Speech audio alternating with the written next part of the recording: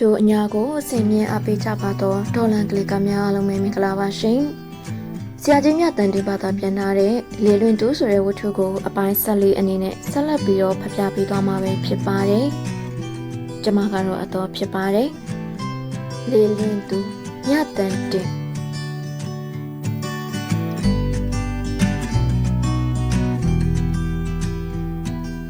အခန်း20ကျွန်တော်တော်တော်မူးနေပြီ။ပြင်သစ်မနှစ်ယောက်တချင်းဆိုတာကိုနားထောင်အောင်မယ်ဆိုပြီးမူးမူးနဲ့ထိုင်နေတယ်။ဒါပေမဲ့ပြင်သစ်မနှစ်ယောက်ဒီနေ့မလာဘူးဗျ။စပင်ကောက်ကောက်နဲ့အချောက်လိုငနေတကောင်ထွက်လာပြီးစနေရခုံမှာဝင်ထိုင်ပြီးစနေရတီးတယ်။ပြီးတော့အဆိုတော်အစ်တစ်ယောက်ထွက်လာတယ်။ဗီလင်စီယာတဲ့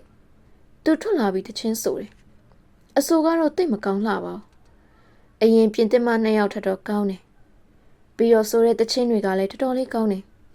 စနေရကကျွန်တော်ထိုင်နေတဲ့အရက်ကောင်နာရဲ့ဘေးမှာတင်ဆိုတော့ကျွန်တော်နဲ့နီးနီးလေးရေဗီလင်စီယာကလည်းအဲ့ဒီနာမှာရက်ဆိုနေတော့ကျွန်တော်နဲ့တိတ်မကွာဘူးပေါ့ကျွန်တော်ကလည်းဘာရမလဲသူ့ကိုစိုက်ကြည့်နေလိုက်တာပေါ့အမျိုးသမီးကကျွန်တော်ကြည့်နေတာကိုဂရုမစိုက်တဲ့အပြင်ကျွန်တော်ကိုတော့မမြင်အောင်စောင်းလိုက်နေလိုက်သေးတယ်ဗျအမှန်ကမူးနေလို့ကျွန်တော်ကြည့်မိတာပါဒီလိုလုပ်ဖို့တော့ဘယ်ကောင်းမလဲတချင်းလေးစုံရောအမျိုးသမီးကအခန်းထဲကခက်တုတ်တုတ်ပြန်ထွက်သွားတယ်။ရမကလေးတစ်ခွက်လောက်တောက်ဖို့တော့ဖိတ်ချင်မရလိုက်ဘူး။ဒါနဲ့ကျွန်တော်စပွဲတို့ချုပ်ကိုခေါ်ပြီးအဆိုကျော်ဗီလင်စီယာကိုကျွန်တော်ကရမကတောက်ဖို့ဖိတ်ခေါ်ပါတယ်လို့ပြောပြပါလို့အပြောခိုင်းလိုက်တယ်။သူကကောင်းပြီလို့တော့ပြောပါရဲ့။ဒါပေမဲ့ငနေကြီးကကျွန်တော်ပါလိုက်တဲ့စကားကိုပြန်ပြောမှမဟုတ်ပါဘူး။လူတွေဟာဒီလိုပဲဗျ။ကိုကလူကြုံလို့စကားလေးတစ်ခွန်းလောက်တယောက်ယောက်ကိုပြောပြပါဆိုရင်ဘယ်တော့မှပြောပြလိမ့်မရှိကြအောင်။ကိုလူရေကျွန်တော်ပျော်ဝဲစားယုံထဲမှာထိုင်လိုက်တာနိုင်ပြန်တစ်ချက်တလောက်တော့ရှိပြီထင်တယ်လူကလည်းတော်တော်မူးနေပြီမျက်လုံးကလည်းကောင်းကောင်းမမြင်တော့ဘူးဝါကုန်ပြီအရက်ဆိုင်ထဲမှာစူးစူးညံ့ညံ့မလုံမိအောင်တော့ကျွန်တော်တတိထားတယ်စူးစူးညံ့ညံ့လုံမိလို့အသက်ဘယ်လောက်ရှိပြီလဲပါလဲနေမင်းပြဿနာပေါ်မယ်မဟုတ်လားဒါပေမဲ့ကိုလူရေမျက်စိကတော့တော်တော်ကလေးကိုဝါနေပြီဂျိန်းစီကိုဖုံးဆက်ကြည့်ရမလားလို့ကျွန်တော်စိတ်ကူးရတယ်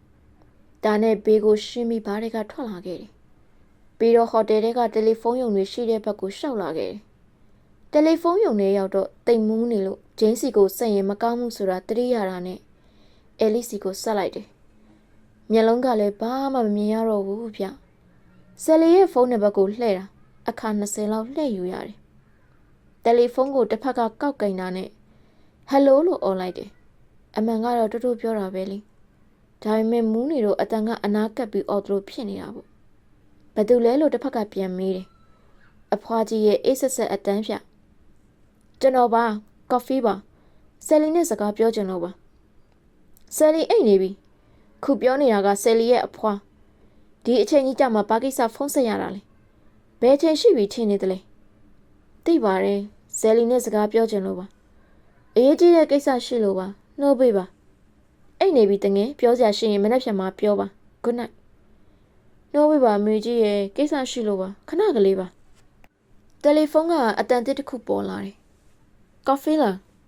ကိုပါဘာကိစ္စလဲညတကောင်ကြီးဆယ်လီရဲ့အတန်လေးဘာတူလဲဆယ်လီလားဟုတ်ပါတယ်ဘာဖြစ်လို့ဒီလောက်អော်နေရလဲမူးနေသလား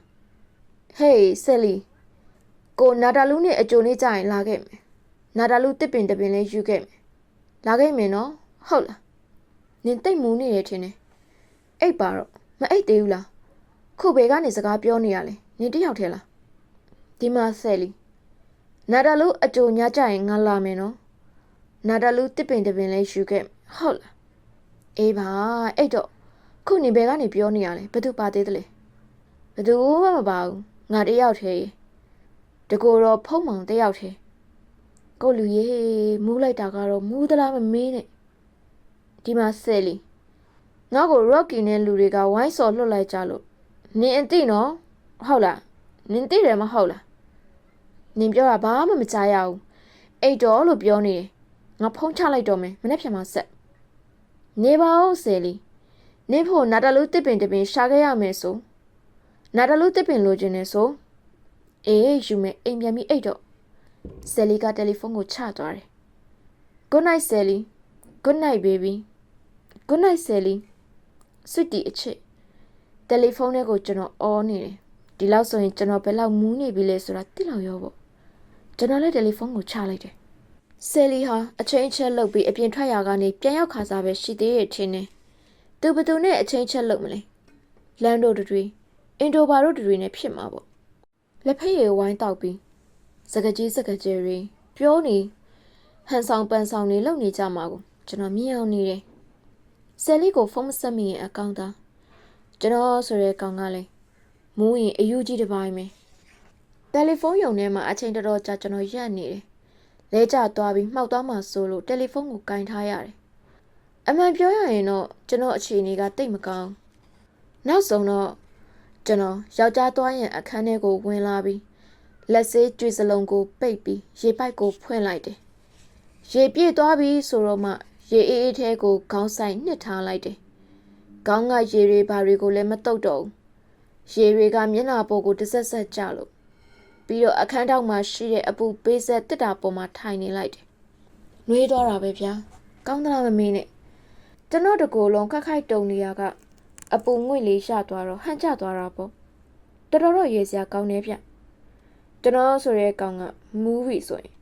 တကူလုံးခက်ခိုက်တုံလာတတ်တယ်။ကျွန်တော်မှတခြားဘာမှလုပ်စရာမရှိတော့ဘူးလေ။အပူငွေ့ပေးတဲ့တစ်တာကြီးပေါ်ထိုင်ရင်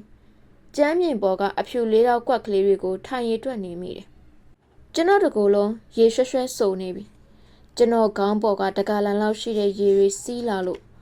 ကော်လာမာရောအင်ဂျီမာရောဘောင်းမီမာရောတကူလုံးရွှဲရွှဲစုံနေပြီဒါပေမဲ့ကျွန်တော်ကယူမဆိုင်ပါဘူးတိမ်မူးနေတော့ကယူလည်းမဆိုင်နိုင်တော့ဘူးလေဒီတုန်းမှာသပင်လှိုင်းတွန့်လေးတွေနဲ့အချောက်လိုလိုစနေရဆရာကဝင်လာပြီးမှန်ရှိမှရက်ရင်သူကောင်းကသပင်ကောက်ကလေးတွေကိုဖီးနေတယ်သူကောင်းဖီးရင်ကျွန်တော်တို့နှစ်ယောက်စကားပြောကြတယ်ဒါပေမဲ့ဒီငနေကိုကြည့်ရတာကတိတ်ဖော်ဖော်ရွရွမရှိလောက်ဒီမှာအပြကိုကြီးခင်ဗျပြောဝဲစားရုံနဲ့ပြန်ဝင်တော့တချင်းဆိုတဲ့ဗလန်စီယာဆိုတဲ့အမကြီးနဲ့ပြန်တွေ့အောင်မလားတွေ့မယ်ထင်တယ်ငနေကခက်ဖက်ဖက်ဖြည့်တယ်တညလုံးခက်ဖက်ဖက်လုပ်တဲ့ငနေတွေကြီးတွေ့ရပါကလားတွေ့ရင်ကျွန်တော်သူ့တချင်းတွေကိုတိတ်ကြိုက်တယ်ဆိုတာပြောလိုက်စမ်းပါဗျာစပွဲတို့ကိုပြောလိုက်ပေမဲ့ဒီငနေကပြောမှာမဟုတ်ပါဘူးညီလေးပြန်มาတော့လားမင်းတက်ဘလောက်ရှိပြီလဲ86နေဗျသူ့တချင်းတွေကိုတိတ်ကြိုက်တယ်ဆိုတာပြောလိုက်ပါနော်ပြောလိုက်မယ်မဟုတ်လားငါညီအိမ်ပြန်မှုကောင်းပြီထင်တယ်ရပါတယ်ဗျအကိုကြီးတီးတဲ့ဆန်းရလက်တန်ကလည်းကောင်းမှကောင်းဗျာအမှန်ကတော့ကျွန်တော်ဒီငနေကိုမြှောက်ပြောလိုက်တာတကယ်ကတော့သူ့ဆန်းရလက်တန်ကခြားသလားမမေ့နဲ့ခမရကရုပ်လဲဖြောက်တယ်ဆန်းရတီးလဲကောင်းတယ်ဗျရုပ်ရှင်တွေကိုဝင်ဖို့ကောင်းတယ်ခမရစပီမျိုးကလည်းခက်ရှာရှာရဲ့မန်နေဂျာလေးပါလေမလို့ဘူးလားညီလေးအိမ်ပြန်တော့လေကွာပြန်စရာအိမ်မရှိဘူးဗျတကယ်ပြောတာပါခင်ဗျားမှာမန်နေဂျာတို့ဘာလို့မလို့ဘူးလားကျွန်တော်ကိုသူဘာမှမဖြေတော့ငနေကအပြင်ထွက်သွားတယ်ဇပင်ကိုလက်ကလေးတတတနဲ့လှုပ်ပြီးထွက်သွားလေရဲ့စက်ထရလေတာတို့နဲ့တူးလိုက်တာရုပ်ဖြောက်ဖြောက်ငနေတွေဟာဒီလိုကြီးပဲထင်ပါရဲ့သူတို့ကြည့်လိုက်ရင်ဇပင်လေးကိုတနေတာကြီးပဲကျွန်တော်ကလည်းဒါမျိုးဆိုရင်အလွန်မုန်းပဲအပူငွေးတက်တာပေါ်ကြီးကဆင်းပြီးအုတ်ထုတ်တွေထားတဲ့အခန်းလေးထဲကိုကျွန်တော်ဝင်လာခဲ့တယ်အလိုကျွန်တော်ငုံနေပါလားဘာဖြစ်လို့မှန်းတော့မသိဘူးဗျဒါပေမဲ့စိတ်ညစ်ပြီးတယောက်တည်းအထီးကျန်ဖြစ်နေလို့ထင်တာပဲအုတ်ထုတ်တွေအင်ဂျီတွေထားတဲ့အခန်းထဲရောက်တော့ကျွန်တော်အိတ်ထဲကနံပါတ်ကပ်ပြားကိုရှာတယ်မရှိတော့ဘူးဒါပေမဲ့အင်ဂျီတွေထားတဲ့အခန်းကကောင်းမကလေးကသဘောကောင်းပါတယ်ကျွန်တော်ထားဖြစ်ခဲ့တဲ့အင်ဂျီရောကျွန်တော်ဝယ်လာတဲ့ရှာလီဘင်းရဲ့တက်ပြားရောပြန်တွေ့တယ်ကောင်းမကလေးကသဘောကောင်းတာနဲ့ကျွန်တော်သူ့ကို$1ပေါက်စုပေးတယ်ဒါပေမဲ့ကောင်းမကလေးကမယူဘူးဗျအိမ်ပြန်ပြီးအိတ်ဖို့ပြောနေတယ်ကျွန်တော်ကအားတဲ့နေ့မှာသူနဲ့တွေ့ဖို့ချိန်နေဒါပေမဲ့သူကလည်းမခံဘူးသူကကျွန်တော်အမေလောက်ရှိပြီလေဒီတော့ကျွန်တော်ကလည်းခေါင်းမှာပေါက်နေတဲ့သပင်ဖြူကိုပြပြီးကျွန်တော်အသက်42နှစ်ရှိပြီလို့ပြောလိုက်တယ်အမကြီးကသဘောကောင်းရှာပါတယ်ကျွန်တော်အုတ်ထုတ်အနီးကလေးကိုလည်းကျွန်တော်ခေါင်းပေါ်မှာစောင်းပေးလိုက်တယ်အုတ်ထုတ်ကလေးကိုသဘောကျတဲ့လေကျွန်တော်သပင်မှာရေရီဆိုနေတော့မြင်မကောင်းလို့ထင်ပါရဲ့ကျွန်တော်ခေါင်းပေါ်ကိုစောင်းပေးလိုက်တယ်အမကြီးကမစိုးရှာပါဘူးအပြင်ရောက်တော့ဘလို့ဖြစ်သွားတယ်လဲမသိဘူးတော်တော်လေးအမှုပြေသွားတယ်ဒါပေမဲ့အေးသလားမမေးနဲ့ပြို့ချမ်းလိုက်အေးလိုက်တာသွားတွေမေးတွေခိုက်ခိုက်တုံးနေတာပဲမေးတွေတုံပြီးသွားချင်းရိုက်နေတယ်မေးချင်းမရိုက်အောင်လုပ်ပေမဲ့မရဘူး မေရီဆန်ရိတ်တာလမ်းမဘက်ကိုထွက်လာပြီးဘတ်စကားဆောက်တယ်မဆောက်လို့မရဘူးလေကျွန်တော်မှပတ်စံသိမ့်မကြမ်းတော့တက်စီတို့ဘာတို့ကိုမစီးနိုင်တော့ဒါပေမဲ့ဒီတောက်ဘတ်စကားကိုတော့သိမ့်မစီးချင်ဘူးဗျာပြီးတော့ခတ်တာကဘယ်သွားရမလဲဆိုတာကလည်းကျွန်တော်မသိဘူးဒါနဲ့ကျွန်တော်လည်းပန်းချံဘက်ကိုရှေ့ကျင်လန်းလျှောက်လာခဲ့တယ်ပန်းချံတွေကိုသွားမယ်ပန်းချံရောက်ရင်အဲ့ဒီအချိန်မှာဘဲကလေးတွေဘာလုပ်နေသလဲဆိုတာကြည့်မယ်ဒီနားတစ်ဝိုက်မှာရှိသေးသလားဆိုတာရှောက်ရှာမယ်ပန်းချံကတိတ်တော့မဝေးပါဘူးအေးလေတခြားကိုသွားစရာမရှိတော့ဘူးလေဒီနေ့ညဘယ်မှာအိပ်ရမယ်ဆိုတာလည်းမသိသေးဘူးဒီတော့ပန်းချံဘက်ကိုပဲရှောက်လာခဲ့တာပေါ့မောတော့မမောပါဘူးဒါပေမဲ့ချမ်းလိုက်တာကတော့မပြောနဲ့တော့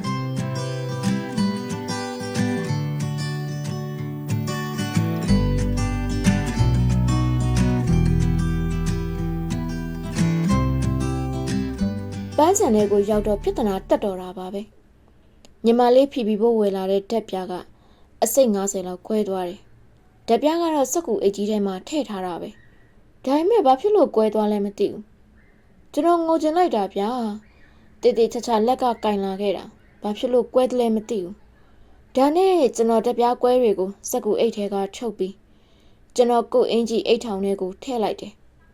တက်ပြားကွဲတွေကဘာမှတော့အသုံးမကျတော့ပါဘူးဒါပေမဲ့လွှင့်မပြစ်ချင်သေးဘူး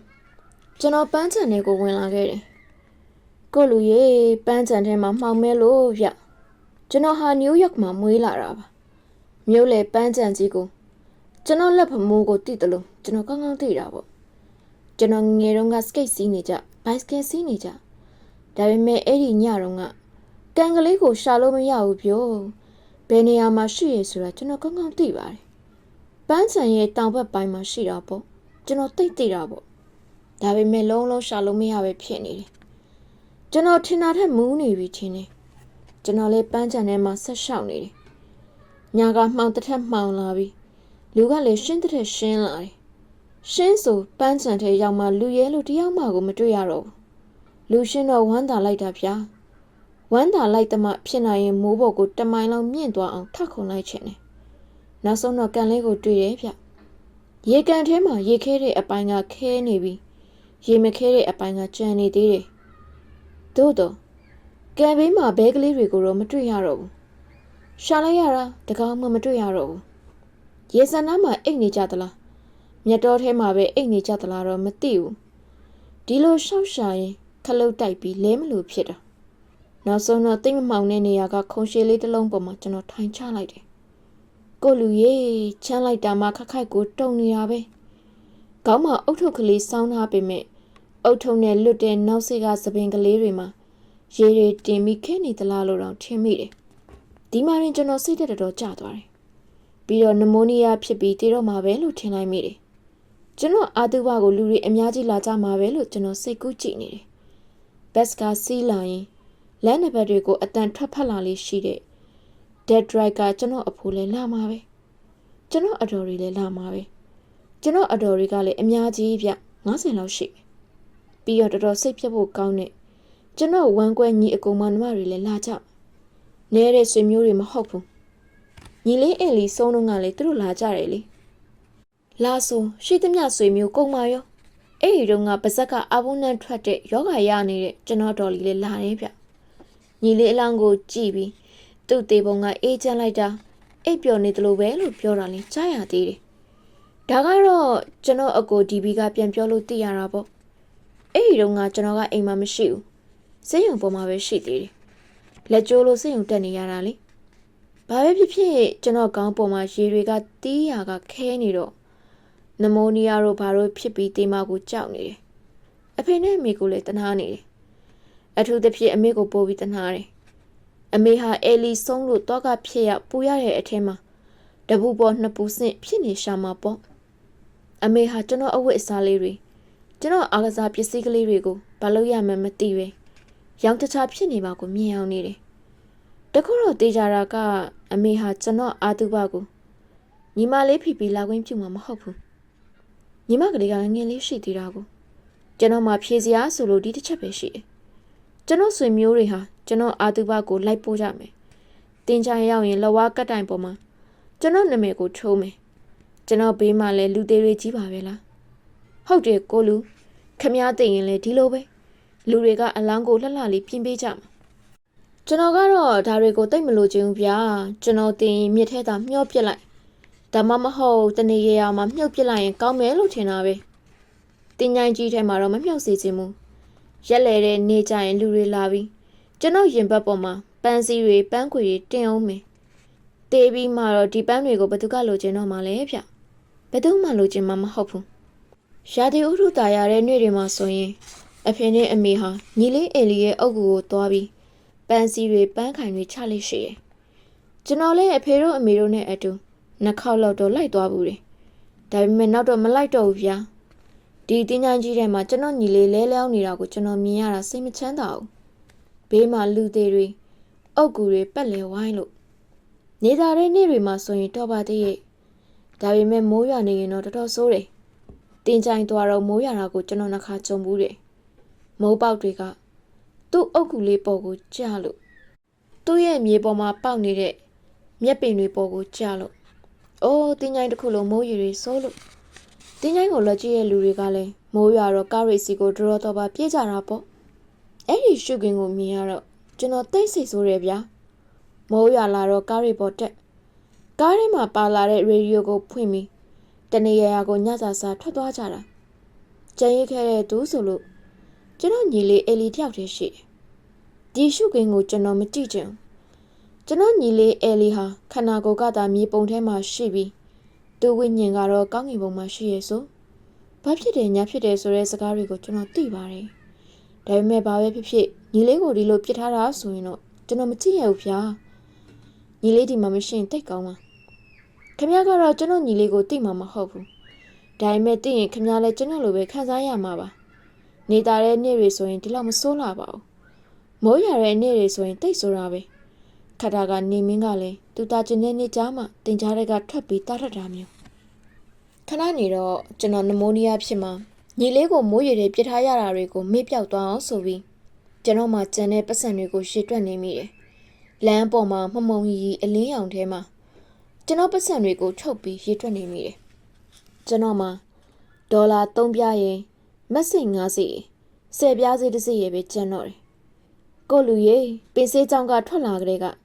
ကျွန်တော်ဟာစီးစိမ်တစ်ခုလုံးကိုကုံအောင်သုံးဖြုံပစ်ခဲ့ပါပကော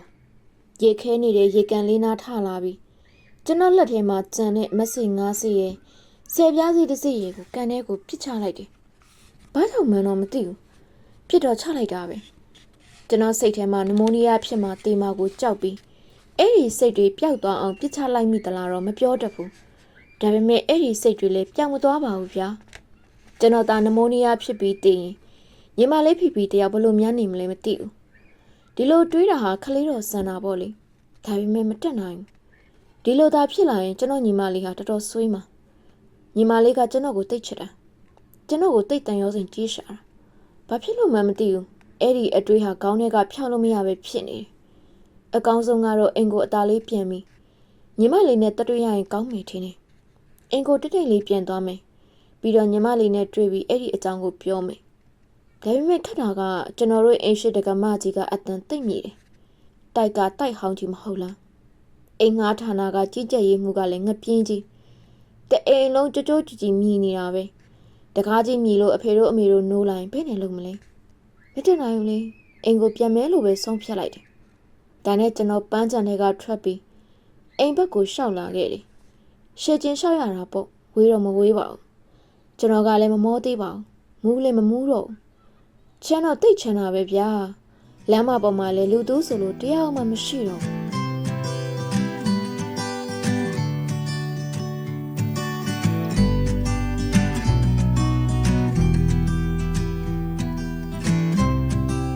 အခန်း21ဒီတစ်ခါကျောင်းကပြန်လာရတာအပြောဆုံးပဲဗျာအင်ကိုပြန်ရောက်တော့ကျွန်တော်တို့တိုက်တန်းလိုက်ရမှာတက်လေကမောင်းတဲ့ကောင်လေးကိုမတွေ့ရတော့ဘူးဗျခါတိုင်းဆိုရင်သူ့ကိုတက်လေကားထဲမှာတွေ့နေကြခုတော့ကျွန်တော်တခါမှမမြင်ဘူးတဲ့လူတိတကယ်လို့ကျွန်တော်ပြန်လာတာကိုအဖေတို့အမေတို့တီးမသွားဘူးဆိုရင်ကျွန်တော်ညီမလေးဖီဖီကိုနှုတ်ဆက်ပြီးပြန်လာမယ်လို့စိတ်ကူထားတယ်ဒီလိုဆိုရင်ကျွန်တော်အိမ်ပြန်လာတာကိုလည်းဘယ်သူမှသိတော့မှမဟုတ်ဘူးဒီတစ်ခေါက်အိမ်ပြန်ရတာတကယ်ပျော်စရာကြီးဗျာပိုးပြီးကောင်းတာကတက်လေကမောင်းနေငနေက ထူတူတူအတတဆိုရင်တော့ပိုကောင်းတာပေါ့ဒါနဲ့ကျွန်တော်က disdain တို့အခန်းကိုတွားကျင်တယ်လို့ခက်တီတီပြောလိုက်တယ် disdain ဆိုတာကျွန်တော်တို့အထက်မှာနေတဲ့အခန်းတစ်ခန်းကအကောင်ပြီးတော့ကျွန်တော်ကိုတင်ငါမကင်းမဖြစ်အောင်ဆိုပြီးခေါင်းမှာစောင်းထားတဲ့တော်လိုက်အုတ်ထုပ်အနီးကလေးကိုလည်းချွတ်ထားလိုက်တယ်ကျွန်တော်ကအရေးကြီးဖြစ်လာတဲ့ပုံမျိုးနဲ့ဓလေကားတွေကိုဝင်လိုက်တယ်ဓလေကားမောင်းနေငနေကဓလေကားတကားတွေကိုပိတ်ပြီးအထက်ကိုတက်တော်မဲလှုပ်ပြီးမှကျွန်တော်ကိုလှည့်ကြည့်ရင်ဒီနေ့သူတို့အိမ်သားတွေမရှိဘူးကွ14တက်ကဧကန်ပွဲတစ်ခုကိုတွားနေကြတယ်ကိစ္စမရှိဘူးလေစော့ရမှာပေါ့ကျွန်တော်ကသူတို့တူပါသူကကျွန်တော်ကိုတင်ငါမကင်းတဲ့အကြည့်နဲ့ကြည့်လိုက်ပြီးစောင်းမဲ့အတူတူအောက်ထက်ဧကန်ထဲမှာစောက်ပလားကွအောက်ထက်ကတော့စောက်ချင်တာပေါ့ဗျာဒါပေမဲ့ကျွန်တော်ခြေထောက်ကတိတ်မကောင်းခြေထောက်ကိုမြှောက်ပြီးထိုင်မှရတာအောက်ကိုချတာလို့မရအောင်သူတို့အခန်းရှိကကလေးထိုင်ပေါ်မှာကျွန်တော်ထိုင်ဆောင်နေမယ်လေကျွန်တော်ပြောတာတွေကိုသူကောင်းကောင်းနားမလည်ဘူးဒါနဲ့အိုးဟုတ်လားဆိုပြီးကျွန်တော်ကိုအပေါ်တက်ကိုလိုက်ပို့တယ်ဘယ်ဆိုလို့လဲကိုလူရဟာတော့ဟာရတယ်လူတွေကဒီလိုပဲဗျသူတို့နားမလဲတာတွေကိုမြများသာပြောပြီးအဲ့ဒီလိုပြောပြီးရင်ကိုလှုပ်ချင်တာတွေကိုအကုန်လိုက်လုပ်ပြီးတော့တာပဲကျွန်တော်တို့အထက်ရောက်တော့ကျွန်တော်မှခြေတစ်ဖက်ထောင်းနေလှုပ်ပြီးလမ်းလျှောက်တယ် disdain တို့အခန်းဘက်ကိုရှောက်သွားရတယ်ဓလေကားတကားပိတ်တန်ကိုကြားလိုက်တော့မှကျွန်တော်တို့အခန်းဘက်ကိုပြန်လှည့်လာခဲ့တယ်အခြေအနေကောင်းပါလေမူးတာတွေဘာတွေလည်းမရှိတော့ဘူးကျွန်တော်အိတ်ထဲမှာပါလာတဲ့အခန်းတကားကြီးကတော့ကိုထုတ်ပြီးကျွန်တော်တို့အိမ်တကားကိုဖွင့်လိုက်တယ်ဖြည်းဖြည်းလေးဖွင့်တယ်ပြီးတော့အထဲကိုသတိထားပြီးအတန်မကြားရအောင်ဝင်ခဲ့ပြီးတကားကိုပိတ်တယ်အမှန်ကတော့ကျွန်တော်တခိုးလုပ်ဖို့တော့ကောင်းတာအိမ်ရှိခန်းနဲ့မှမောင်လို့ဗျအေးလေမောင်ဆိုကျွန်တော်ကမီးမဖွင့်ရဲပဲကိုမှောင်မှာပေါ့အရေးထဲမှာဟိုဟာဝင်တိုက်မိဒီဟာဝင်တိုက်မိမှလဲဆိုသေးတယ်ဝုံတိုင်းတန်တွေမိကုံမှဖြစ်ဒုက္ခကို့အိမ်မဲလေးဒီလောက်တော့လဲသိပါတယ်ကျွန်တော်တို့အိမ်ရှိကန်ကအနံ့တစ်မျိုးဗျဒီအနံ့မျိုးဘယ်အိမ်မှရှိမှမချင်းပန်းနံလည်းမဟုတ်ဘူးရေမွေးနံလည်းမဟုတ်ဘူးဘာနဲ့မှန်းတော့မသိဘူးဒါပေမဲ့အဲ့ဒီအနံ့ကိုရလိုက်ပြီဆိုရင်အင်ကိုပြန်ရောက်ပြီဆိုတာကျွန်တော်သိတယ်အပေါ်ကကို့အင်ကြီးကိုချွတ်ပြီးအိမ်ရှိကန်ကကို့အင်ကြီးချိတ်တဲ့ဗီဒီယိုထဲမှာချိတ်မဲဆိုပြီးဗီဒီယိုကိုဖွင့်လိုက်တယ်ဒါပေမဲ့အဲ့ဒီအထက်ကအင်ကြီးချိတ်တွေကအများကြီးဆိုတော့တချောက်ချောက်မြည်နေတာနဲ့ကျွန်တော်မချိတ်တော့ပြီးတော့ညီမလေးဖီဖီရဲ့အိတ်ခန်းစီကိုကျွန်တော်ဖြည်းဖြည်းလေးရှောက်လာတယ်ကျွန်တော်ခြေတန်းကိုအိမ်ပေါ်မိမကြီးတော့ကြားရမှာမဟုတ်ဘူးဘယ်ကြမလဲမိမကြီးကနားတစ်ဖက်လေးနေတာကိုသူငယ်တုန်းကသူ့အကိုကနားထဲကိုကောက်ရုပ်တစ်ချောင်းထည့်ပြီးမှုလို့နားပင်းသွားတာလို့ကျွန်တော်ကိုပြောဘူးတယ်နားလေးတလားတော့မမင်းနဲ့အဖေနဲ့အမေကိုလည်းတတိထားရသေးတယ်အထူးသဖြင့်အမေကိုတတိထားရတယ်အမေကအမဲလိုက်ခွေးမြရဲ့နားလိုပဲတိတ်ပါတာချက်ခနဲဆိုသူတိလိုက်တော့တာပဲသူတို့အခန်းကိုလုံမီးဆိုရင်တော့ကျွန်တော်အဖို့တိတ်မစိုးရင်ရတော့ပါဘူး easy ဖြစ်သွားပါပြီသူတို့အခန်းရှိကိုဖြတ်တုံကတော့တော်တော်ကိုတတိထားရတယ်ဗျအသက်ကိုတော့ရေးမရှိရဘူးကျွန်တော်အဖေကတော့ခေါင်းကိုကလဲထိုင်နဲ့ဝင်ရိုက်တာတော့မနှိုးဘူးဒါပေမဲ့အမေကတော့စိုက်ဗေးရီးယားကလှမ်းပြီးချောင်းဆိုးတာကိုတော့ကြားလိုက်မိထင်တယ်အမေကအယုံကြောအားနဲ့တော့တိတ်ပြီးအေးဆက်တာတခါတလေဆိုရင်ညစ်တကောင်ကြောလောက်ထပြီး secret တောက်ရင်မိုးအလင်းထိုင်ခြင်းထိုင်နေတတ်တာတနာရီလောက်သွားပြီးတော့မှညီမလေးဖီဖီရဲ့အခန်းကိုရောက်တယ်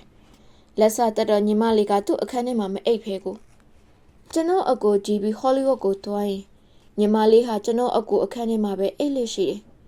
အကိုအခန်းကတအိမ်လုံးမှာအကြီးဆုံးအကျယ်ဆုံးဆိုတော့အဲ့ဒီအခန်းကိုမှကြိုက်တယ်လေအခန်းထဲမှာဖီလာဒဲဗီးယားကအရက်အိုးမိန်းမတယောက်စီကအချောင်နဲ့ရလာတဲ့ဇပွဲကြီးတစ်လုံးရှိတယ်ပြီးတော့အလျား10မိုင်အနံ10မိုင်လောက်ရှိတဲ့ဂရင်ကြီးတစ်လုံးလည်းရှိတယ်ဒီဂရင်ကြီးကတော့ဘယ်ကဝယ်လာမှန်းကျွန်တော်မသိဘူးဘလို့ပဲဖြစ်ဖြစ်ညီမလေးဖီဖီကတော့ကျွန်တော်အကိုတီဗီမရှိရင်သူ့အခန်းကိုဝင်အိတ်တာပဲအကိုကလည်းအိတ်ခွင့်ပေးတယ်အဲ့ဒီဇပွဲကြီးမှာသူ့အိမ်စာကိုလှုပ်တယ်လေဇပွဲကြီးကဂရင်ကြီးတစ်လုံးလောက်ရှိနေတော့ဖီဖီထိုင်ပြီးအိမ်စာလှုပ်ပြီးဆိုရင်လူတစ်ကိုယ်လုံးပြောင်းနေတယ်သူကဒီလိုဇပွဲမျိုးမှကြိုက်တဲ့သူ့အခန်းကဇပွဲကငငယ်လေးမို့လို့မကြိုက်ဘူးတဲ့ကျွန်တော်လည်းအကိုတီဗီရဲ့အခန်းနဲ့အသားလေးဝင်လာပြီဇပွဲကြီးပေါ်ကမှန်အင်ကိုမိစာမြင့်လိုက်တယ်ဘီဘီကမနှိုးဘူးဗျမီးရောင်ထဲမှာသူ့ကိုကျွန်တော်အတော်ကြောင်ကြည့်နေမိတယ်မျက်နှာတစ်ချမ်းကိုခေါင်းပေါ်မှာဖိပြီးတစ်စောင်းအိတ်လို့သူ့ပါဇက်ကဟလို့ရဲရတယ်လူကြီးတွေဟာအိပ်ပျော်ရင်ပါဇက်ကဟနေတတ်ကြတယ်ခလေးတွေကတော့ပါဇက်မဟဘူးတရေတွေခေါင်းပေါ်ကြချင်းကြမင်းဒါပေမဲ့ပါဇက်ကတော့အမြဲပိတ်ထားကြတယ်ခုဖီဖီကြတော့ဒီလိုမဟုတ်ဘူးလူကြီးလေးတယောက်အတိုင်းပဲကျွန်တော်လည်းအခန်းထဲမှာဟိုလျှောက်တီလျှောက်လို့ရင်ပက်ပက်လေးကိုကြည့်နေတယ် ကျွန်တော်စိတ်ထဲမှာအပြောင်းလဲတစ်ခုကိုလှုပ်ချင်နေတယ်စောစောတော့ငါလိုနမိုးနီးယားဖြစ်မှာတော့ဘာလို့ကိုလဲတွေးမပူတော့ညီမလေးဖိရဲ့အဝတ်အစားတွေကကရင်ဘေးကကလေးထိုင်းပေါ်မှာခောက်လျက်တင်ထားတယ်ညီမလေးကတသက်ရရဲ့နေတတ်တယ်ဒီပြင်ကလေးတွေလိုအဝတ်အစားကိုတွေ့ရနေရမှာပုံထားခဲ့တာမဟုတ်ဘူးအမေကနေဒါသွားတော့ငါဝယ်လာခဲ့တဲ့အညွယောက်ကိုအင်ဂျင်လေးကိုကလေးထိုင်းနောက်မိမှချိတ်ထားတယ်ပြီးတော့ blouse အင်ဂျင်နဲ့ပေါင်းမိကိုကလေးထိုင်းပေါ်မှာတင်ထားတယ်ဖက်နဲ့ချီအိတ်ကကျန်းပြင်ပေါ်မှာအမေသူ့ဖက်ကိုကျွန်တော်တခါမှမမြင်ဘူးသေးဘူးဖက်ကအတစ်ကလေးပြအညွယောင်လေးအမေကနေဒါကဝယ်လာတဲ့ကိုအင်ဂျင်လေးနဲ့ဆိုရင်အတော်ပဲအမေကသူ့သမီးလေးကိုကောင်းကောင်းဆင်ပေးတတ်တယ်လေ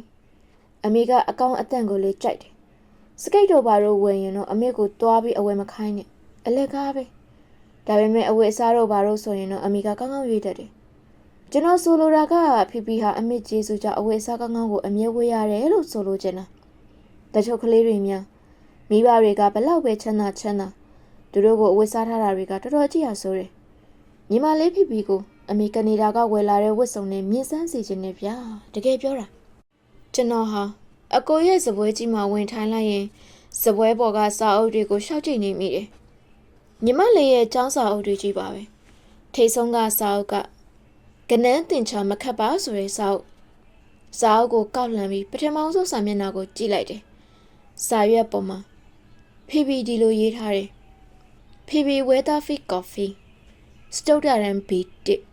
ကျွန်တော်အုံလို့ခြောက်သွားတယ်အမှန်ကသူ့အလေနာမည်ကဂျိုးဆက်ဖင်းဘဲကလာဝဲသားဖီဟုတ်ရမှာလဲသူကဂျိုးဆက်ဖင်းဆိုတဲ့နာမည်ကိုမကြိုက်ဘူးကျွန်တော်ကျောင်းကပြန်လာတိုင်းသူတခါအလေကနာမည်ကိုပြောင်းပြောင်းလာတာတွေ့ရတယ်တင်ချာစာအုပ်အောက်ကပထဝီစာအုပ်အဲ့ဒီအောက်ကစာအုပ်ကတော့တပ်ပုံစာအုပ်ညီမလေးဟာစလုံးပေါင်းတပ်ပုံမှာတော်တော်တယ်အဲ့ဒီအောက်မှာမှတ်စုလေ့ကျင့်ခန်းစာအုပ်တွေသူ့လေ့ကျင့်ခန်းစာအုပ်တွေကလည်းများသလားမမေးနဲ့1000လောက်တောင်ရှိမယ်ထင်တယ်ဒီလောက်လေ့ကျင့်ခန်းစာအုပ်တွေများတဲ့ကလေးမျိုးကျွန်တော်တခါမှမမြင်ဘူးသေးဘူးလေ့ကျင့်ခန်းစာအုပ်တစ်အုပ်ကိုကောက်ကင်ပြီးပထမစာမျက်နှာကိုလှမ်းကြည့်လိုက်တယ်မုတ်စားကြောင်ဆင်းသည့်အခါတွင်ဘာနက်နဲ့တွေ့သည်သူကအရေးကြီးသည့်စကားပြောစရာရှိသည်ဟုပြောသည်အဲ့ဒီစာမျက်နှာတော့ဒီလောက်ပဲရေးထားတယ်နောက်စာမျက်နှာမှာတော့ဒီလိုရေးထားတယ်အလက်စကာပြည်နယ်အရှိတောင်ပိုင်းတွင်အဘဲကြောင့်စီတုဆက်ယုံများပေါ်များရသည်။ဆော်လမွန်ငါးများပေါ်များသောကြောင့်ဖြစ်ပါသည်။အဘဲကြောင့်ထိုဒေသတွင်တစ်တော်များရှိသည်။ကောင်းသောရာသီဥတုရှိသောကြောင့်ဖြစ်ပါသည်။အလက်စကာကျွန်းရှိအက်စကီမိုလူမျိုးများတိုးတက်ရေးအတွက်အစိုးရကမြည်တို့ဆောင်ရွက်ပေးသည်။မနေ့ပြန်အတွက်ကြည့်ပါ။ PB Weatherfield Coffee PB Weatherfield Coffee PB Weatherfield Coffee PBW Coffee PB Weatherfield Coffee Esquire ရှာလီကိုပေးရင်ရှာလီမင်းကပြောတော့မင်းဟာစိတ်တနက်ခဖွားဆိုခုတော့မင်းကရောဟနိဖွားမလို့စကိတ်ဖေးရတာပေါ့ကိုရိုအိမ်ကိုဘရော့လေလာမှလေအကိုရဲ့စပွဲမှာထိုင်ပြီးသူ့လေ့ကျင့်ခန်းစာအုပ်တအုပ်လုံးကိုကျွန်တော်ရှောက်ဖတ်နေမိတယ်တိတ်တော့မကြလိုက်ပါဘူးခလေးတွေရဲ့လေ့ကျင့်ခန်းစာအုပ်တွေဖတ်ကြည့်လိုက်ရင်ဒီလိုပဲဟိုရေးဒီရေးရှောက်ရေးထားကြတာပဲဘယ်ကလေးရဲ့လေ့ကျင့်ခန်းစာအုပ်တွေကိုပဲကြည့်ကြည့်ဒီတိုင်းမှာပဲခလေးတွေရဲ့လေ့ကျင့်ခန်းစာအုပ်တွေကိုကြည့်ရတာတော်တော်စိတ်ပြတ်ဖို့ကောင်းတယ်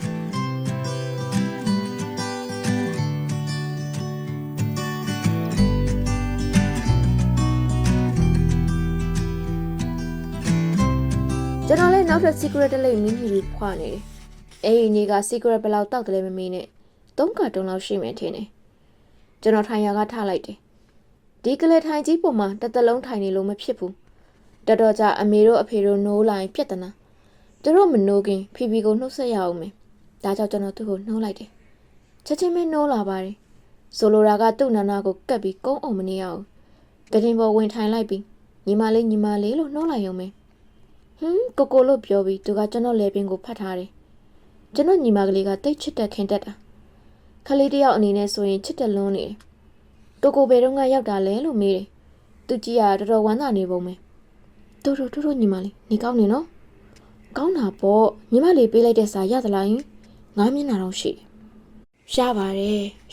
တို့နေနော်ကျွန်တော်စီကိုစာတစ်စောင်ရေးလိုက်တယ်လေကျွန်တော်သူ့စီကိုစာပြန်ချိန်မရခဲ့ဘူးစာထဲမှာသူပါရမယ့်ចောင်းကပွဲအကြောင်းကိုရေးထားတယ်ចောင်းမှာဒိတ်မလုပ်ဖို့တောက်ကြနေကြရင်အိမ်ပြန်လာဖို့ရေးထားတယ်ပြ ပြဿနာနာမည်ကကောင်းရဲ့လားနာမည်ကဘာလဲလေအမေရိကန်တို့ဤနာတာလူပွဲတော်တဲ့ပြဿနာကတော့တိတ်မကောင်းပါဘူးဒါပေမဲ့ညီမလေးကဘယ်နဲ့ဒီအဖြစ်တရုပ်ဆောင်ရတယ်ညီမလေးပဲအများဆုံးတရုပ်ဆောင်ရတာကိုလူကြီးညီမလေးဟာဒီအကြောင်းကိုပြောရမယ်ဆိုရင်အိတ်တောင်အိမ်မှာမဟုတ်ဘူးဆက်စချင်းဘယ်နဲ့ဒီလုပ်တဲ့ညီမလေးတရားတဲ့အခန်းကဆက်ရတာကိုရဲ့တေကန်ကြီးတော့တစီကြီးကဝင်လာပြီးကိုတိုင်းပြည်ကိုတစ္ဆာဖောက်ပြီးတရားတာမရှက်ဘူးလားဘာလားနဲ့မေးရဖို့ကိုရကိုအဲ့ဒီဇလန်ကိုတည်ရနော်အဲ့ဒီအကြောင်းတွေကိုထည့်ရေးလိုက်တာပဲကိုနားလေတယ်နော်နားလေပါရဲ့ကွာအဲ့ဒီကျောင်းကပွဲကိုဖေမလာနိုင်ဘူးလေကိစ္စရှိလို့ကယ်လီဖိုးနီးယားကိုလေရင်နဲ့သွားရမယ်ကြည်စမ်းပြကျွန်တော်ညီမလေးဟာ2 မိနစ်လောက်အတွင်းမှာလုံးအိမ်ငွေတွေပြေသွားပြီးလမ်းနေတာပဲအဲ့ရပေါ်မှာထိုင်ကျွန်တော်လက်ကိုကိုင်းထားတယ်မမေကပြောတော့ဗုဒ္ဓဟူးနေ့မှကိုပြန်ရောက်မှာတဲ့ဟုတ်တယ်ခုစောပြန်လာတာတို့ပြောပါတော်တော်ကြာဖေတို့မမေတို့နိုးကုန်နေမယ်ဘယ်ချိန်ရှိပြီလဲမမေကပြောတော့တို့ဒီနေ့ညတော်တော်ညှိနေမယ်တဲ့ကန်နီတီကမှာအခန့်ပွဲတစ်ခုရှိလို့တဲ့ဒီနေ့ညနေညီမလေးဘာလုပ်တယ်လဲသိလားဘာရုပ်ရှင်ကြည့်တယ်လဲကိုသိသလားဘယ်သိမလဲနေပါဦးဖေတို့ကဘယ်ချိန်ပြန်လာမယ်လို့ပြောသွားတယ်လဲဇက်ကာကဆရာဝန်ဆိုတဲ့ဇက်ကကိုရဲ့ Lister Foundation ကအထူးပြရဲ့ရုပ်ရှင်ကဒီနေ့တနေ့တည်းရလို့အထူးပွဲအနေနဲ့ပြတာတဲ့ကင်တက်တီပြည်နယ်ကဆရာဝန်တယောက်အကြောင်းကိုရိုက်ပြထားတာခလေးတယောက်ရဲ့ဘဝဆိုပါတော့ကိုရဲ့အဲ့ဒီခလေးကမတမ်းမဆန်းလေးမွေးလာတာဒီရင်ဆရာဝန်ကအဲ့ဒီခလေးကိုမကြည့်ရတာနဲ့စောင်းနဲ့အုပ်ပြီးမွန်းတရားလှုပ်လိုက်ရောဒါနဲ့သူ့ကိုလူတက်မှုနဲ့ထောင်းနဲ့ပို့လိုက်ကြတယ်အရန်ကောင်းတာပဲကိုရနေစမ်းမအောင်မမေတို့ကဘယ်ချိန်ပြန်ရောက်မယ်လို့ပြောသွားသေးတယ်အဲ့ဒီခလေးလေးအဖြစ်ကိုမြင်တော့ဆရာဝန်ကတိတ်တနာသွားတာကိုဒါနဲ့အဲ့ဒီဆရာဝန်ကခလေးလေးရဲ့မျက်နှာပေါ်ကစောင်းနဲ့အုပ်ထားလိုက်တော့ခလေးလေးကမွန်းပြီးတိတ်မလို့ဖြစ်ရောဒီတင်သူ့ကိုထောင်နဲ့တစ်သက်တွန်းချလိုက်တယ်ဒါနဲ့ခလေးလေးကတော့သူထောင်ထဲရောက်နေတော့မှလာပြီးသူ့ကိုထောင်ဝင်စာတွေ့သူ့ကိုလေကျေးဇူးတင်နေတာပေါ့လေဆရာဝန်ကခလေးရဲ့ဒုက္ခကိုမကြည့်ရလို့တက်ပြစ်မလို့လုပ်တာကိုရဲ့အမှန်ကတော့ဖယားသခင်အလိုတော်တိုင်းဖြစ်ရတာပဲဆရာဝန်ကသူ့ဘာလုပ်ပိုင်ခွင့်ရှိရမှတ်လို့နော်ဒီတော့ဆရာဝန်ကလည်းသူဟာထောင်နဲ့ကြခံတင်နေဆိုတာသူ့ဘာသာသူသိညီမလေးတို့အတန်းထဲကတငယ်ချင်းရဲ့အမိကခေါ်သွားတာလေတငယ်ချင်းနာမည်ကအဲလစ်တဲ့ညီမလေးရဲ့အချစ်ရဆုံးတငယ်ချင်းအတန်းလုံးမှာသူတယောက်ပဲဒီမှာကိုပြောတာနားထောင်စမ်းမအောင်ဖေတို့ဘယ်အချိန်အိမ်ကိုပြန်ရောက်မယ်လို့ပြောသွားသေးလေဘယ်လိုပြောသွားသလဲညီနမရောက်မယ်လို့ပြောသွားတာပဲကားကိုဖေကိုယ်တိုင်မောင်းသွားတယ်ယထာတို့ဘာလို့နဲ့ပြန်ယထာချိန်တွေဘာတွေစောင့်နေရမှာဆိုလို့တဲ့ခုညီမလေးတို့အိမ်ကကားမှာရေဒီယိုတက်ပြီးသိတယ်လမ်းပေါ်မှာကားတွေတိတ်ကျက်နေတော့ဆိုရင်ရေဒီယိုကိုဖမ်းလို့မရဘူးလို့မမေကပြောတယ်ကျွန်တော်စိတ်ကိုတုံးချလိုက်တယ်ဆိုလိုတာကကျွန်တော်အိမ်ကိုပြန်လာတာတိမသိကျွန်တော်မပူတော့ဘူးတိတော့ကောဘာဖြစ်တယ်လဲပေါ့တိပေါ့ညီမလေးကိုခမမြင်စိတ်ကျင်နေဗျာသူ့ညောက်ဝဲအင်ကြီးကကော်လာမှာစိန်ရုံနေနေလေးနဲ့စိန်ရုံကလေးတွေကသူ့ကိုဥကင်းနဲ့ဝှက်နေတယ်လို့ပဲဒါဖြစ်ရုပ်ရှင်ကတော်တော်ကောင်းတာပေါ့အရင်ကောင်းတာပဲဒါပေမဲ့အဲလစ်ကအေးမိပြီးနှာစင်းနေလို့ခတ်တာပေါ့တွတ်သမီးနေလို့ကောင်းရဲ့လားလို့သူ့အမေကခဏမေးတာပဲရုပ်ရှင်ကြည့်လို့ကောင်းပြီဆိုရင်သူ့အမေကမေးတော့တာပဲအဲ့ဒါကတော့စိတ်ကုန်နေကျွန်တော်ကသူ့အတွက်ဝယ်ခဲ့တဲ့တက်ပြားကလေးအကြောင်းပြောပြလိုက်တယ်ဒီမှာညီမလေးဖို့ကိုတက်ပြားတစ်ချက်ဝယ်ခဲ့တယ်ဒါပေမဲ့လမ်းမှာကွဲသွားလို့ဆိုပြီးအိတ်ထဲမှာပါလာတဲ့တက်ပြားကွဲတွေကိုကျွန်တော်ကထုတ်ပြတယ်တက်ပြားကွဲတွေကိုညီမလေးကိုပေးဆိုပြီးကျွန်တော်လက်ထဲကတက်ပြားကွဲတွေကိုယူပြီးသူ့ကတင်ပေးကစပွဲအန်ဆွဲလေးတွေထည့်လိုက်တယ်ကျွန်တော်ညီမကလေးကတော့စံပါပဲဗျာနာတာလူချရဲ့အကိုပြန်လာအောင်ပါပဲလားလာပြစ်ချင်မှလာပြစ်မယ်တဲ့မမေကပြောတယ်အချိန်နေရပဲတဲ့ဟောလိဝုဒ်မှာနေပြီးအင်နာပိုလစ်အကြောင်းစညွှန်းတစ်ခုရေးပြစ်ချင်လဲရေးပြစ်မယ်တဲ့ဘာအင်နာပိုလစ်ဟုတ်လားအချစ်စကားလေးကိုရဲ့အဲ့ဒီကားမှာဘယ်သူတွေတရုပ်ဆောင်မယ်ထင်တယ်လေကိုမှန်းကြည့်စမ်းသူကိုတော့စိတ်ဝင်စားပါဘူးအင်နာပိုလစ်အကြောင်းကိုရိုက်မလို့တယ်လားနေစမ်းမအောင်ဒီဘီကအင်နာပိုလစ်အကြောင်းကိုဘယ်လောက်များသိလို့လဲဘယ်လိုစက်ညွမျိုးရှောက်ရေးနေရတာလဲလို့မေးလိုက်တယ်တကယ်ပဲကိုလူကြီးဒီဟောလိဝုဒ်ရုပ်ရှင်လောကကိုကျွန်တော်တော်တော်စိတ်ကုန်တယ်ညီမလေးလက်မောင်ကဘာဖြစ်တာလဲသူ့တောင်စင်မှာပလတ်စတာကြီးကတ်ထားတာမြင်လို့ကျွန်တော်ကမေးတယ်သူ့ညောက်ကိုအင်ကြီးကလက်မောင်းမပါပဲကိုသူ့လက်မောင်းကပလတ်စတာကြီးကတ်ထားတာကိုမြင်နေရတာပေါ့ပန်းချန်ထဲကကြောက်တုံးလှေကားတစ်ကလေးတွေပေါ်မှာညီမကလေးဆင်းလာတော့ညီမလေးတို့အခန်းထဲကကားတစ်ဆိုရဲကောင်လေးကတွန်းချလို့ကြည်မလားဆိုပြီးလက်မောင်းကပလတ်စတာကိုခွာပြတယ်တော်ပါမကြည့်ချင်ပါဘူးသူကဘာဖြစ်လို့တွန်းချရတာလဲမပြောတော့ဘူးလေညီမလေးကိုမုန်းလို့ဖြစ်မှာပေါ့သူကညီမလေးနဲ့ဆယ်လမားဆိုရဲကောင်မကလေးကိုတိတ်မုန်းတာဆယ်လမားကသူ့စာအုပ်တွေကို မှိန်တွေပတ်ထားလို့ဒါတော့ဘယ်ကောင်းမလဲကွာငါညီမကလေးကခလေးပဲရှိသေးတာကိုမဲညီမကလေးကခလေးလေးမဟုတ်ပါဘူးပန်းချန်နဲ့တွိုင်းအဲ့ဒီကောင်ကညီမလေးနောက်ကအမြဲတကောက်ကောက်လိုက်နေရပဲညီမလေးသူ့ကိုအယမ်းမုန်းတာပဲညီမလေးကိုသဘောကျလို့ဖြစ်မှာပေါ့ကြတော့ကောဘာဖြစ်လို့မှင်နဲ့ပတ်ရမှာလဲအိုးသူသဘောကျတာမခံချင်ပါဘူးလို့ပြောပြီးကျွန်တော်ကိုစိုက်ကြည့်နေတယ်ပြီးတော့မှကိုဘာဖြစ်လို့အိမ်ကိုအစောကြီးပြန်လာရတာလဲဗုဒ္ဓဟူးနေ့ပြန်လာမယ်ဆိုကိုလူရဲ့ညီမကလေးကမလွယ်ဘူးဗျသူ့ကိုထုံလေးလို့တော့မထင်လိုက်နဲ့ခံသွားရမယ်ဘာဖြစ်လို့ဗုဒ္ဓဟူးနေ့မှပြန်မလာပဲအစောကြီးပြန်လာရတာလဲကျောင်းကတော့နှင်ထုတ်လိုက်လို့မဟုတ်ပါဘူးနော်ပြောပြီးပြီကောကျောင်းကစောပြန်ထုတ်လိုက်လို့ပါလို့ပြောနေတကျောင်းလုံးကိုအစောကြီးပြန်ထုတ်လိုက်ဒါဖြစ်ကျောင်းထုတ်ခံရတာတော့မဟုတ်ဘူးပေါ့ဟုတ်ပါတယ်ညီမလေးကိုတော့မလိမ်နဲ့နော်လို့ပြောပြီးကျွန်တော်ပေါင်ကိုလက်သီးနဲ့ထုနေနေပါအောင်ကျောင်းထုတ်ခံရတယ်လို့ညီမလေးကိုဘယ်သူကပြောလို့လဲဘယ်သူပြောရမှာလဲကိုပဲပြောတာပေါ့ဖေသိရင်တော့တတ်မှာလို့ပြောပြီးကျွန်တော်ပေါင်ကိုလက်သီးနဲ့ထုနေနားလိုက်တာဗျာပြီးတော့ခေါင်းတွေကိုလည်းလွှင့်ပြစ်နေတယ်တော်စမ်းမှာကွာတိတ်ပင်မရှိတာကိုရောဖေကဘာဖြစ်လို့တက်ရမှာလဲကိုဘယ်သူကမှဘာမှမလုပ်ပါဘူးဒါပေမဲ့မရဘူးဗျဒီကောင်မကလေးကဒီလိုကြီးပဲသူလှုပ်ချင်ပြီဆိုရင်စွတ်တရွတ်ပဲခုလဲခေါင်းကြီးကိုမျက်နှာပေါ်မှာဖိပြီးငိုနေတယ်ဖေကတက်မှာလို့လေပြောနေတယ်ကိုဘယ်သူကမှမတက်ပါဘူးဟာစဉ်းစားလဲပြောမှပေါ့ကိုလည်းအိမ်မှာမနေတော့ပဲအလုပ်ထွက်လို့မလို့စိတ်ကူးထားတယ်ပထမတော့မြင်းမွေးတဲ့ခြံတစ်ခြံမှာသွားပြီးအလုပ်လုပ်ရအောင်ပါပဲတငယ်ချင်းတယောက်ရဲ့အဖိုးကကိုလိုရာဒိုမှာမြင်းခြံတစ်ခြံရှိအဲ့ဒီမှာသွားပြီးအလုပ်လုပ်မယ်စိတ်ကူးထားတာပဲကိုရောက်ရင်လည်းညီမလေးနဲ့အဆက်အသွယ်ပြတ်မှာမဟုတ်ပါဘူးကဲပါခေါင်းကြီးကိုမျက်နှာပေါ်ကအုံထားစမ်းပါနဲ့ကဲညီမကလေးကလိမ်မာသားနဲ့ဖီကမျက်နှာကိုခေါင်းကြီးနဲ့အုံမြအုပ်ထားတယ်ကျွန်တော်ကအတွင်းဆက်ဖြုတ်ပြီးမရဘူးဗျတော်တော်တန်းနေနောက်ဆုံးတော့ကျွန်တော်ကပဲအလျှော့ပေးရတာပဲကိုလူကြီးညီမလေးဖီဟာသူ့မျက်နှာကိုခေါင်းနဲ့အုပ်ထားခြင်းပြီဆိုရင်အတွင်းအုပ်တော်တာပဲဘယ်လိုလုပ်လို့မှမရဘူးကဲပါညီမလေးရဲ့ကိုတိတိကျကျပြောပါမယ်လာပါအပြင်ကိုသွားရအောင်ဒါပေမဲ့မရဘူးဒီကောင်မကလေးကိုသဘောပေါက်အောင်ပြောဖို့မလွယ်ဘူးနောက်ဆုံးတော့ကျွန်တော်လည်းအေကန်နဲ့ထွက်လာပြီး secret တက်တာတွေကစစ်လေးတလိပ်ကိုယူပြီးတောက်နေလိုက်တယ်တချို့ကိုလည်းကျွန်တော်အိတ်ထဲကိုထည့်လိုက်တယ်